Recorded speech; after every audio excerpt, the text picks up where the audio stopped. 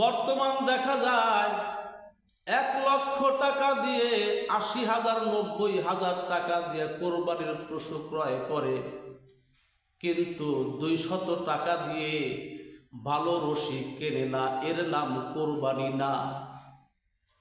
সুন্দর ছুরি ব্যবহার করে না, ধারালো ছুরি দিয়ে পশু জবাই করে না, অপরের ছুরি দিয়ে গরু জবাই করে। 200 টাকা 1,000 টাকা খরচ করে সে কি করতে পারে না? ভালো একটা ধারালো ছুরি ক্রয় করতে পারে না। এর নাম কোরবানি নয়।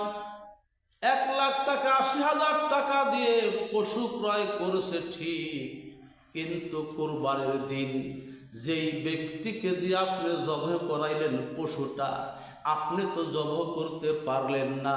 আপনি অপর ব্যক্তির সময় নষ্ট করলেন। সে আপনার পশু ক্রয়, আপনার পশুটা আল্লাহর নামে জবাই দিয়ে দিল, আপনি তাকে 200 টাকা 500 টাকা হাদিয়া দিতে পারলেন না। এর নাম কিন্তু কোরবানি না। সব দিক দিয়েই স্যাক্রিফাইস করতে হবে, আল্লাহর জন্যই উৎসর্গ করতে হবে। আল্লাহ তাআলা আমাদের সব